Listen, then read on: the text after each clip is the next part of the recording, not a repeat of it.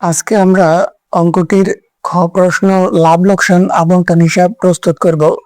তো লাভ লোকসান আবন্টন হিসাবের একটা ঘর আমরা করে রাখছি। এই আবন্টন হিসাবের বাম দিকে এই এন্ট্রিগুলো সাধারণত হয় আর ডান দিকে এই এন্ট্রিগুলো সাধারণত হয়।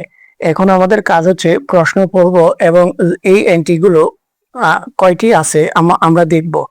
যেগুলো থাকবে ওগুলোই আমরা লিখবো, আর যেগুলো থাকবে না সেগুলো তো লেখার প্রয়োজন হয় না। আমরা শুরু করি।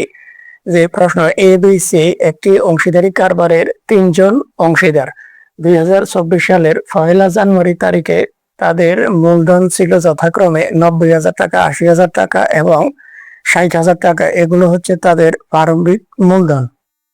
সি তার দায়িত্ব পালনের জন্য মাসিক 2,000 টাকা বেতন পাবে। তাহলে আমরা এই যে একটা শব্দ পেয়েছি বেতন, আমরা বেতন এন্টিটি পাইলাম। এবারে 2024 সালের 1 জানুয়ারি তারিখে তাদের চলতি হিসাবের উদ্বৃত্ত ছিল এ 9,000 টাকা, বি 2,000 এবং সি হচ্ছে 5,000 টাকা। এই এগুলো হচ্ছে চলতি হিসাবের উদ্বৃত্ত, যেটি আমরা গ প্রশ্ন করার চলতি হিসাব করার সময় প্রয়োজন হবে। এবার আসো, মূলধন ও উত্তোলন উভয়ের উপর 10% হারে সুদ ধার্য করতে হবে। তাহলে আমরা দুইটা শব্দ পেয়েছি, একটি হচ্ছে মূলধনের সুদ, আরেকটি হচ্ছে উত্তোলনের সুদ 10%। বছরে এ বি সি যথাক্রমে 25,000 টাকা, বি 20,000 টাকা এবং 15,000 টাকা উত্তোলন করেন, যেটার উপরে আমরা সুদ ধরবো। কারবারের লাভের 50,000 টাকা পর্যন্ত অংশীদারদের মধ্যে মূলধন অনুপাতে বর্ধিত হবে। এখানে আমরা যখন মুনাফার অংশ ভাগ করব তখন এই অনুপাতে ভাগ করে দিব, এবং অবশিষ্ট অংশ যদি 50,000 টাকার বেশি লাভ হয় তখন 50,000 টাকা পর্যন্ত মূলধন অনুপাতে, এবং 50,000 টাকার বেশি যে লাভ হবে ওই টাকাগুলো 60%, 20% এবং 20% করে ভাগ করে দিব। উপরোক্ত সমন্বয় সাধনের পূর্বে যে পূর্বের নিট মুনাফা ছিল 1,40,000 টাকা। তাহলে আমরা এই প্রশ্নে দুইটি বাম দিকে দুটি এন্ট্রি পাই, মূলধনের সুদ, আরেকটি হচ্ছে বেতন। ডান পাশে একটি পাই, সেটি হচ্ছে উত্তোলনের সুদ।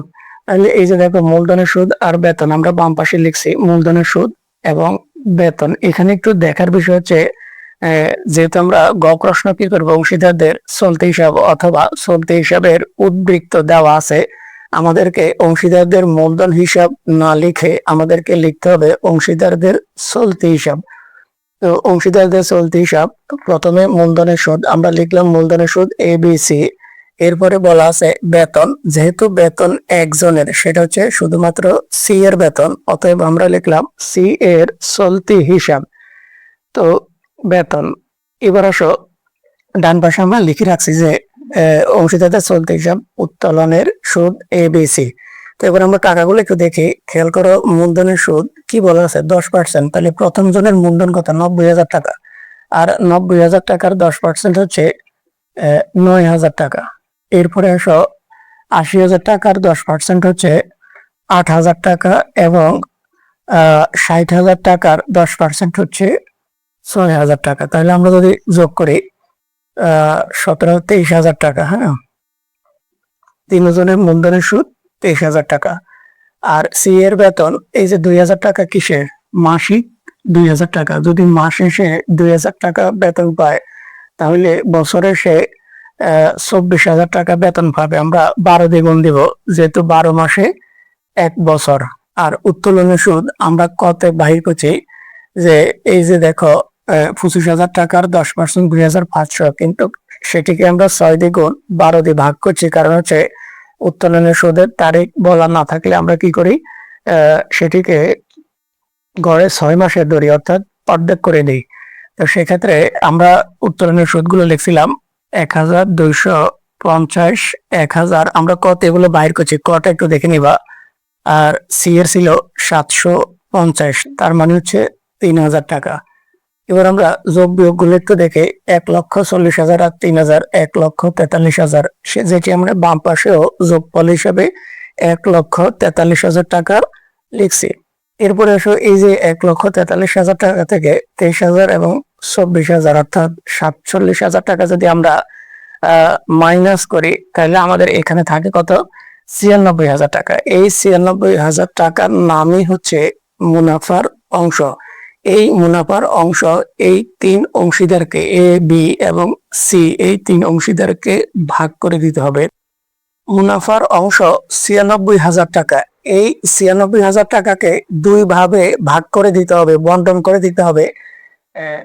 বলা আছে ৫০,০০০ টাকা পর্যন্ত অংশীদারদের মূলধন অনুপাতে, অর্থাৎ আমরা যদি এই ৯৬,০০০ টাকাকে দুই ভাগ করি যে ৫০,০০০ টাকা পর্যন্ত এক পদ্ধতিতে এবং অবশিষ্ট অংশ মানে হচ্ছে আরো ৪৬,০০০ টাকা।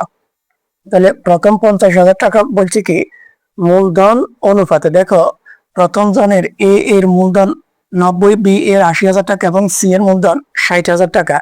এই মূলধন অনুপাতে তাদেরকে ভাগ করে দিতে হবে। তাহলে খেয়াল করো এই ৯০,০০০ টাকার আমরা যদি এই ৬০টা শূন্য মুছে দিই, সবার সাথে ৬০টা শূন্য মিল আছে, আমরা এই ৬০টা শূন্য করে মুছে দিলাম, তাহলে আমাদের অনুপাতটি হলো ৯, ৮ এবং ৬। অর্থাৎ একটি লাইন লিখলে রইল, অর্থাৎ ৯, ৮ এবং ৬। এই ৯, ৮ এবং ৬ অনুপাতে আমরা ভাগ করে দেব।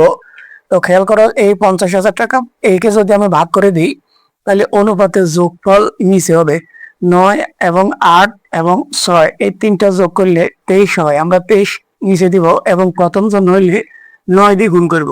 অর্থাৎ ৫০,০০০ টাকাকে ৯ দিয়ে গুণ এবং যোগফল ২৩ দিয়ে ভাগ হয় ১৯,৫৬৫ টাকা। ঠিক একইভাবে বি কে যদি আমরা ভাগ করে দিই এই ৫০,০০০ টাকা, ওর অংশ হচ্ছে ৮, ৮ দিয়ে গুণ এবং যোগফল অর্থাৎ ২৩ দিয়ে ভাগ করলে ১৭,৩৯১ টাকা। সি কে যদি আমরা ৫০,০০০ টাকা তার অনুপাত হচ্ছে ৬, আমরা ৬ দিয়ে গুণ দিব এবং অনুপাতের যোগফল হচ্ছে ২৩, ২৩ দিয়ে ভাগ দিলে ১৩,০৪৬ টাকা। এই ৫০,০০০ টাকা আমরা ৯৬,০০০ টাকার মধ্যে ৫০,০০০ টাকা আমরা ভাগ দেখাইলাম।